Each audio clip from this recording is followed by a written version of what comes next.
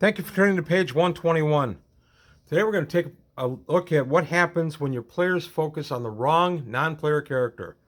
This was inspired by a video put online about a couple weeks ago by a group called Viva La Dirt League, and it's called When Players Focus on the Wrong NPC. And I watch Viva La Dirt League quite a bit. I'll put a link to this particular video below. And I watched it and I really enjoyed it. It's about the players going into a tavern and seeking out an evil guy, and they focus on the wrong non-player character. I don't want to give up the rest of the video because it's quite enjoyable. Viva La Dirt League, incidentally, is a YouTube skit comedy group out of New Zealand. They've been around for at least 10 years, and they do a lot of AD&D stuff. They do some actual gameplay of AD&D, or I don't know, AD&D. They do D&D play. It's 5th edition. But they do a lot of that, and they do a lot of gaming stuff. And one of my favorites is Epic NPC Man, where they're in a game they've made up called Skycraft. It's supposed to be a video game, and they have the various characters there with various adventures. So I've enjoyed this quite a bit. Whenever Viva La Dirt League hits one I find particularly entertaining, I'll open my game with putting on TV for 3 minutes. Okay, our first 3 minutes, we're just going to go ahead and watch this. Everybody gets a good chuckle, starts the game off on a light note, and off we go. Well, I did this one. I showed this one at my last game, and I said, okay, it's an NPC encounter situation. Go ahead and watch, see if you see anything familiar. My players cracked up. They saw themselves completely in this video, and we got a good laugh out of it. So we continued to play, no problem. And the reason I have the Dungeon Master's Guide open, by the way, is I'm going to go to the non-player characters section just for something to look at. But we went ahead and we were playing the game and having a good time.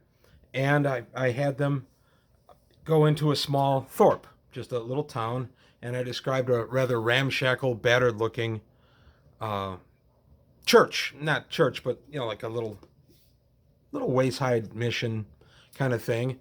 And I will throw those in sometimes to various deities just in case they need some healing down the line. So I threw this one in, and they said, okay, what god is it dedicated to? And I said, well, pulled it out of the air, and I said, okay, there's a pair of dice carved into a piece of wood in the front, so it's to Relishaz. And Relishaz is ordinarily an evil cleric, or evil deity, and the clerics are usually evil or ill luck.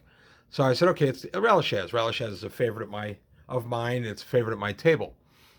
So I expected them to just walk past this little church and just go on their merry way through the rest of the adventure, which actually took place past the thorp.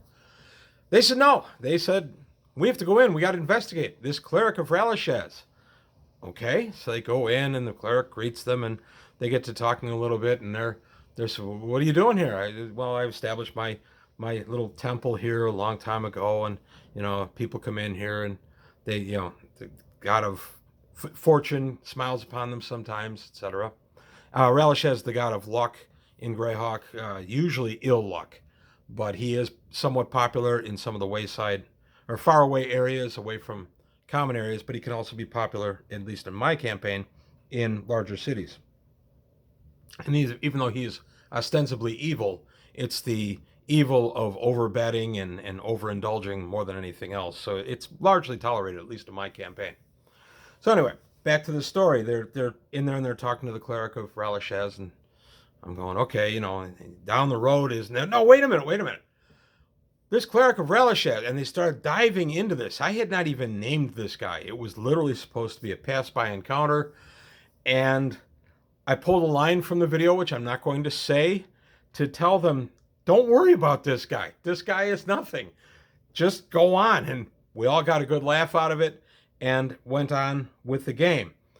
But it was a perfect example of how players get distracted by non-player characters that the DM puts there to mean nothing. They're just there to be there.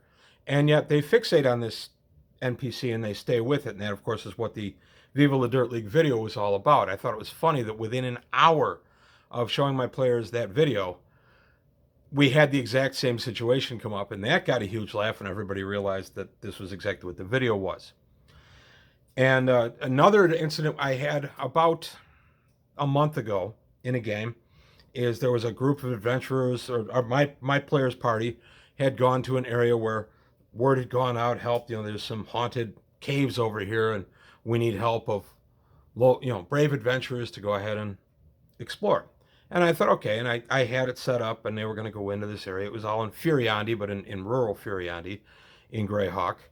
And just for grins, at the last minute, I just thought, well, there's another NPC group that comes along, and it's a party that's going to go ahead and they're also going to be exploring these caves and trying to gain the favor of the town and any rewards that might come their way. And I just do it as a complete larf and just blow off.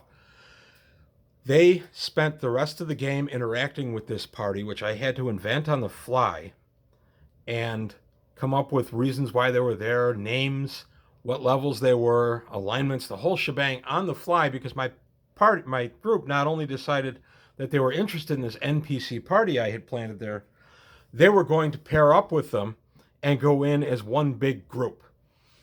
So I had not even given this any thought because it was an idea I had during gameplay. I just kind of wanted to put a competitor in there to kind of make time a little bit of a factor in my story.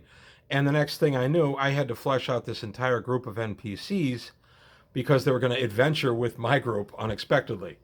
So it's just what players do to you sometimes, and it's a lot of fun. You set up something, and they go a completely different way.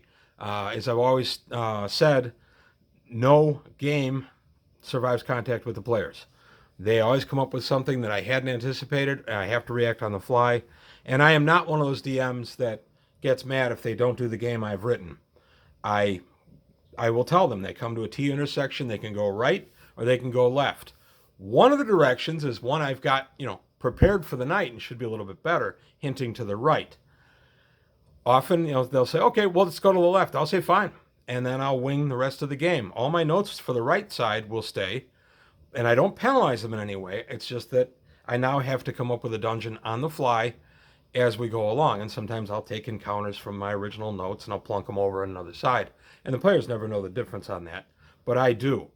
So it's just one of those things that you've got to be ready for when you DM. I just find it absolutely wonderful when players completely blindside me with something I'd never even considered. And now I've got to get up on my toes and try to figure out how I'm going to deal with this situation that they've plunked me in. So that's it. I just had the NPCs here a little bit as background to look at. I love NPCs. I use them all the time. I am not one that does all the funny voices. Yoda I do. That's about it. And Yoda often will just appear in my Traveler games or any of my space games. Rarely will he appear in any kind of D&D game. My sons can both imitate voices pretty well, so sometimes I'll pitch it to them. If I am doing a weird voice, I'll do it as a demonstration in the beginning. If it's a screechy woman or something, I'll do that. But then I'll say, okay, I'm not doing that the rest of the night, which they always say thank you. And then I go on from there. So there you have it, what to do when the players focus on the wrong NPC.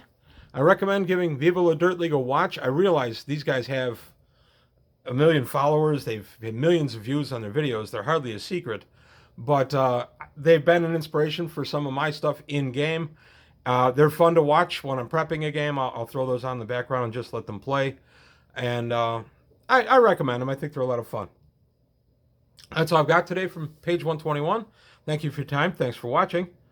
And please leave any comments or go ahead and like and subscribe if you haven't. And I'll see you next time.